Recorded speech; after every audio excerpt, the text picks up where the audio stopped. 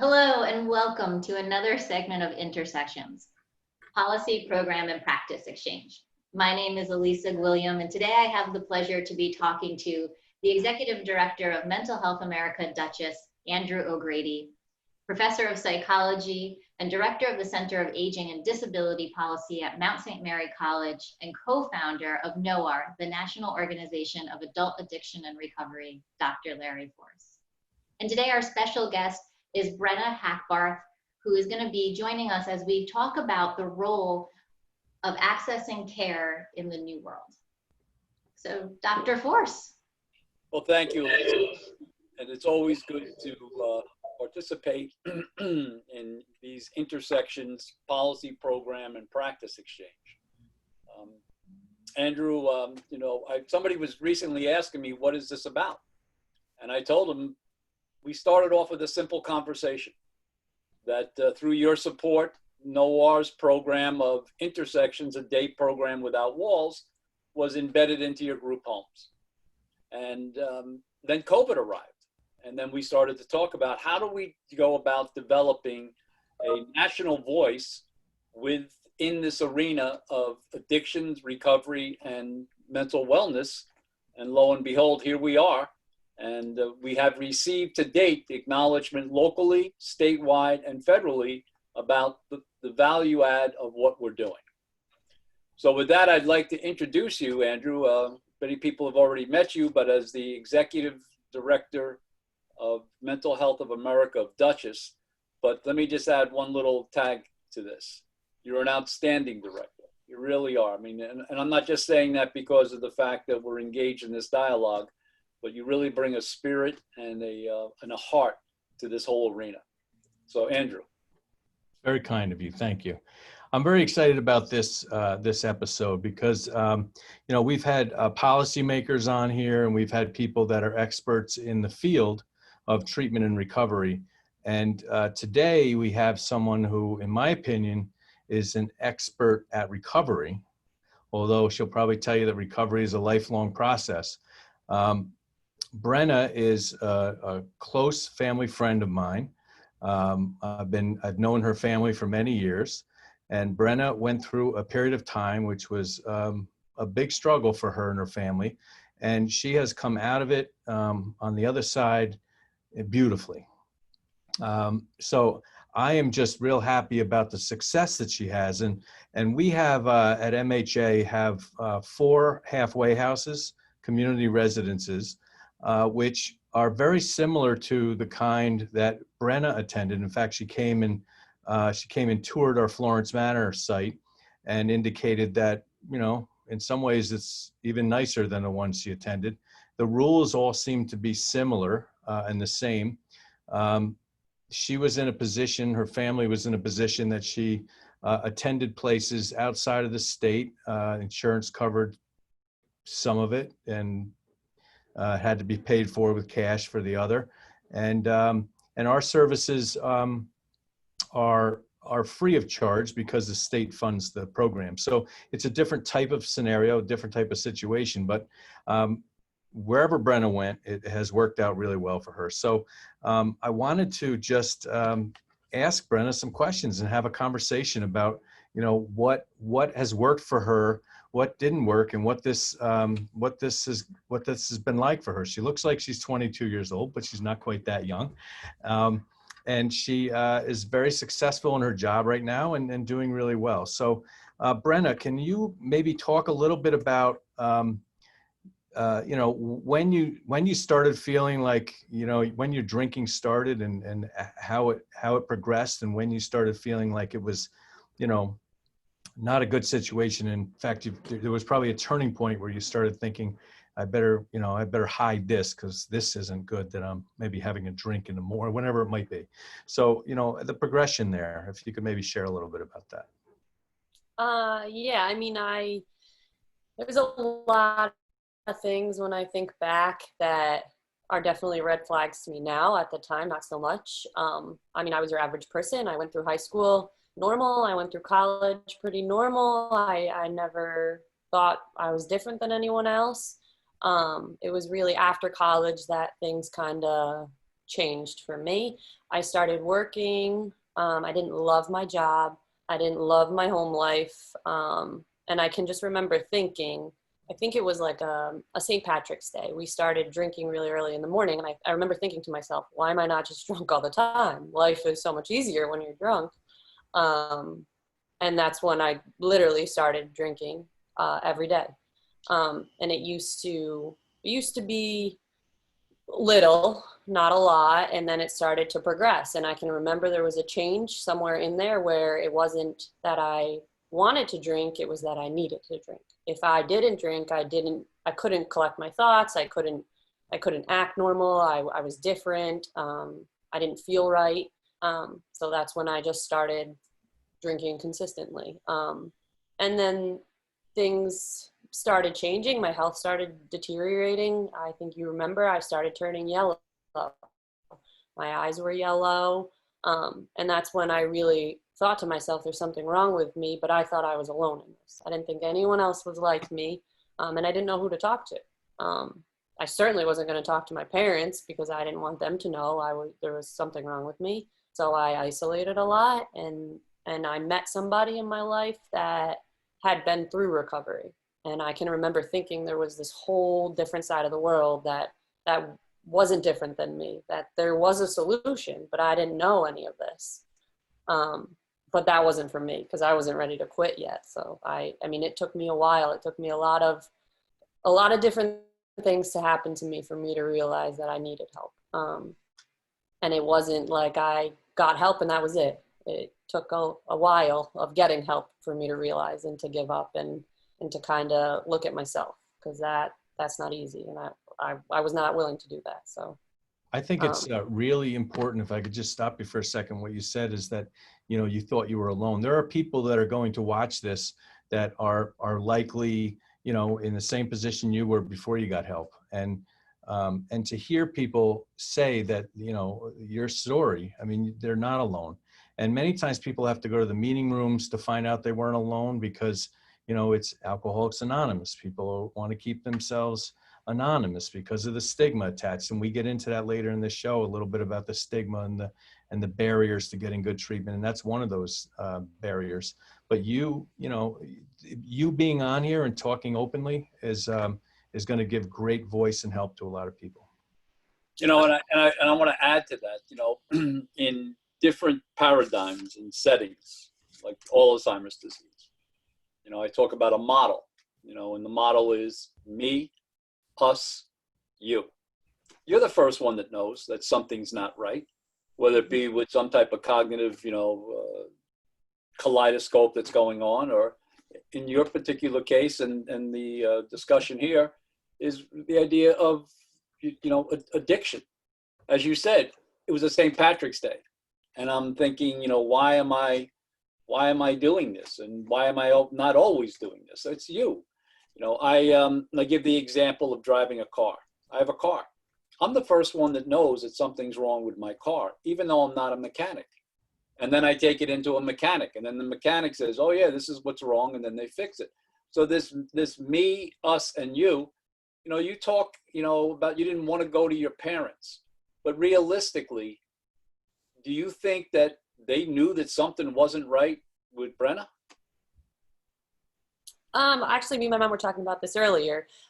I can remember thinking in my head, like, how stupid are you guys? And now, like, really, I mean, it was right in their faces, and they chose to deny it. And I don't blame them, because who wants their daughter to be an alcoholic? It's not like my mom signed up for that, and she doesn't want to believe it, and I didn't want to believe it. And so it was just easier to just kind of look the other way. But now looking back, yeah, it was very obvious, but I mean, you're going to believe what you want to believe. And I can remember driving to work and stopping and getting a 18 pack of beer and drinking it on my way to work. And I knew that wasn't normal, but I just made it believe it was normal. Everyone does this. Because you just tell your things to self, like you want to believe that you're okay. So you had this pattern of behavior, and I'm sure, like many, you're saying in the morning, I'm never going to do it again, only until you get to like 1 o'clock or whatever, and there you are, doing it again. What from your perspective, as you look back on it now, what do you think? Because this is the interesting thing about treatment. You know, I'm a big believer that, as it's Andrew, that treatment is valuable. Connecting therapeutically is valuable. Mm-hmm. But sometimes it's an epiphany. There's something that happens, it's like a snapping of fingers, and you get it. And you start looking at it differently, and you start realizing this is not the life I really want to live. Could you talk a little bit about that? Like, you know, there you are, you're driving to work, you're drinking these beers, your eyes are turning yellow, things are not going well. What was it that moment, or that range of time that you said, you know what, I'm not having a good time doing this?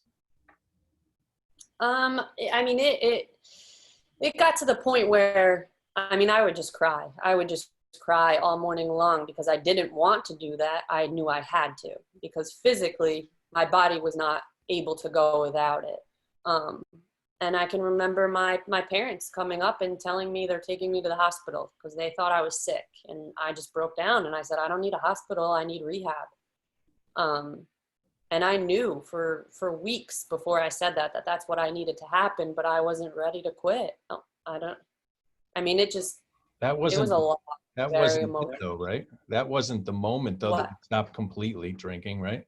No. That was the epiphany of getting help. But what was it that, you maybe you relapsed a few times, you went to treatment, you went to what was the final thing that said, in your head, I'm not going to do this again?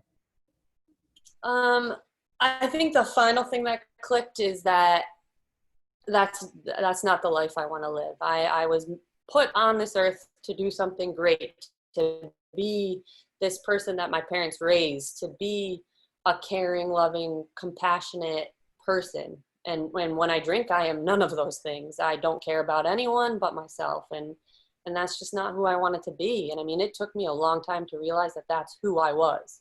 For a long time, I didn't know who I was. And the alcohol sure didn't help me figure that out. And I just came to the realization that with alcohol, I'm never going to be that person. And that's not who I want to be. So I put in the work, and it's a lot of work, but it definitely works.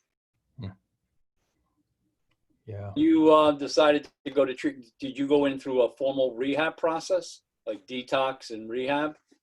Yeah, my first detox was pretty intense. If I told you my whole story, I was fully dependent on alcohol.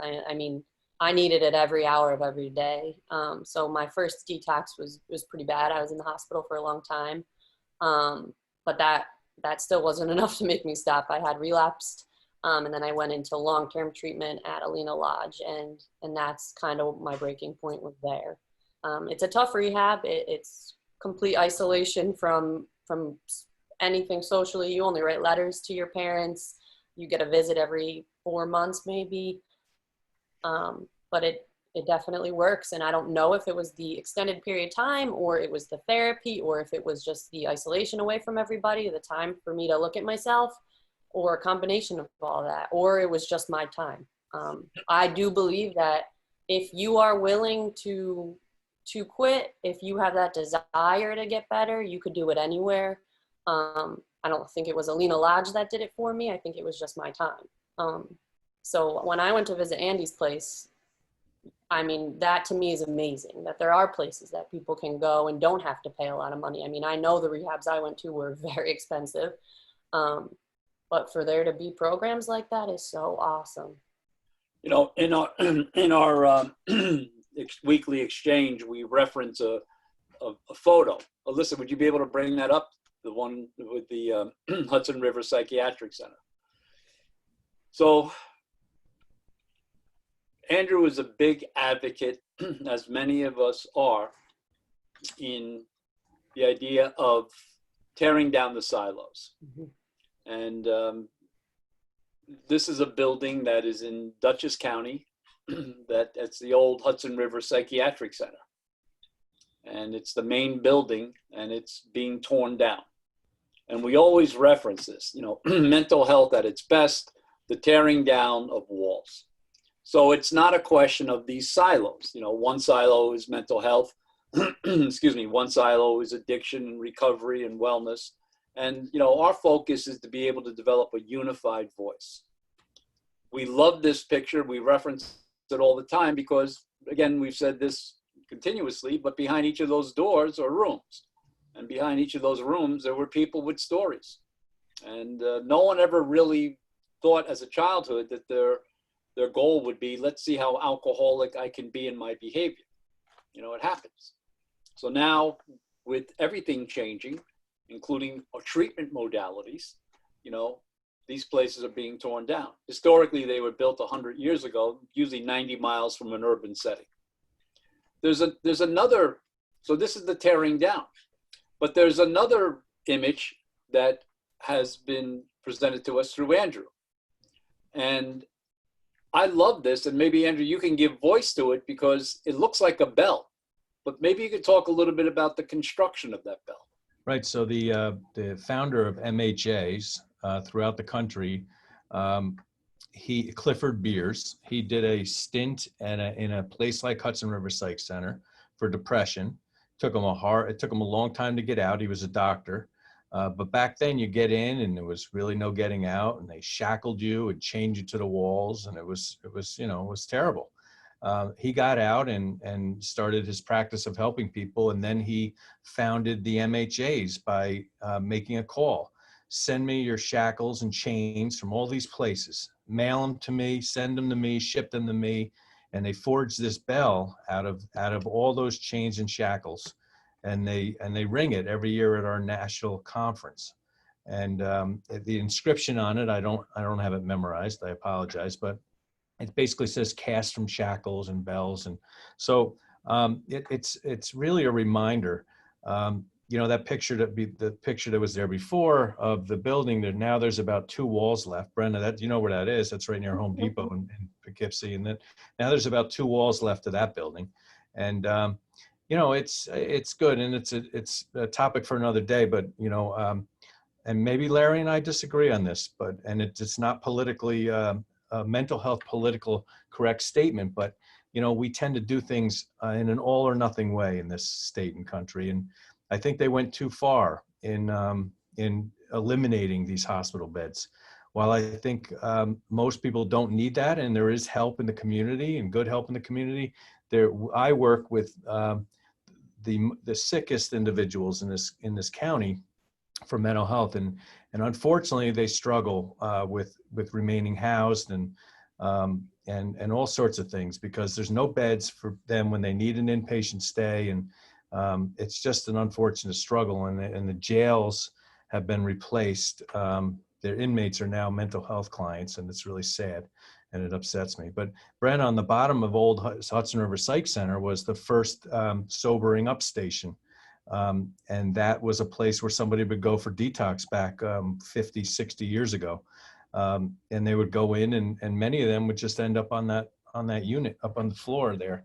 And they would sober up, and maybe it was a safe detox, maybe it wasn't. You know better than anybody. You can die from detoxing from alcohol. And you know, it's a tough scenario, but go ahead. You know, the interesting thing is we don't disagree on that. I mean, the pendulum has swung too far. You know, there should be a place in the middle. Yeah. And it doesn't mean, you know, institutional care, but it means safe environment. Yeah. You know, we've moved into this deinstitutionalization model, rightfully so. Everyone applauds it. However, we've deinstitutionalized some people into a phantom network that doesn't exist. Yeah. And the idea of, you know, how do you go about balancing that? You know, maintaining the rights of the individual, but also being able to help ensure the safety of the individual. Yeah, it's the same thing with addiction. And I don't know if Brenna even remembers, or if she just had the help of the hospitals that she was detoxing in. But you know, nowadays, if Brenna were to call up and say, "I need a detox, can you take me?" or "I need a rehab, can you take me?" they'll tell her, "We might have I think we'll have a bed Tuesday." Well, today's, you know, Saturday. So, and I'm sure you've heard tons of stories like that, Brenna, from people. And, you know, you lose your window. That you have a window of time where you are willing to get help.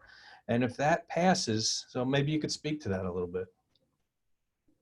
I mean, yeah, when my parents came to tell me that they were taking me, I said no, not tonight, because I wasn't ready that night. But if the next morning they told me, okay, well, there's nothing open for another 2 days, you could forget it. That was not happening. Mm-hmm.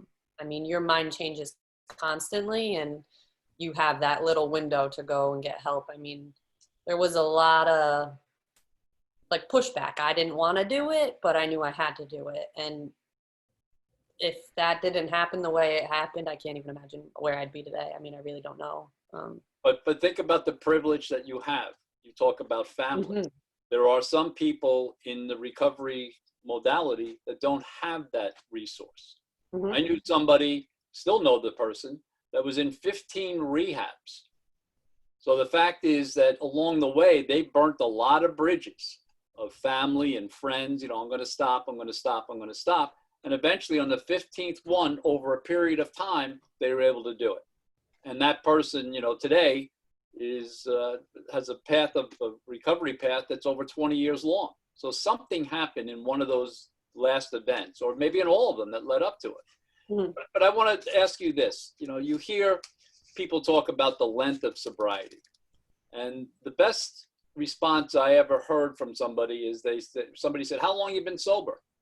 He said, since I've been awake this morning, because it really is a daily, you know, it's daily. It's not based upon, you know, a track record of, you know, 13, 14 years. It's based upon, you know, a spiritual balance in that day and being able to start over and all the other entities that support that. But we're in a new world now. And the new world is the integration of technology, what we're doing here. And also we're in a brand new world with this COVID, you know, bubble. So maybe you could talk a little bit about, you know, your interaction right now in this COVID world in order to maintain your sobriety and your reliance on any type of technological support in order to make that happen. So in South Carolina here, the rules are not as strict as in New York. I mean, we really have no rules. We wear a mask. I wear a mask if at work, in the grocery store, but they don't really believe in a lot of things here, which is, it's fine. That's fine. But I don't go to the meetings here because of that. I rely solely on Zoom. I do a lot of stuff with people from New Jersey that I went to rehab with, a lot of stuff from the rehab that I was at that has alumni meetings. I meet with my sponsor on Zoom. I FaceTime, call. I don't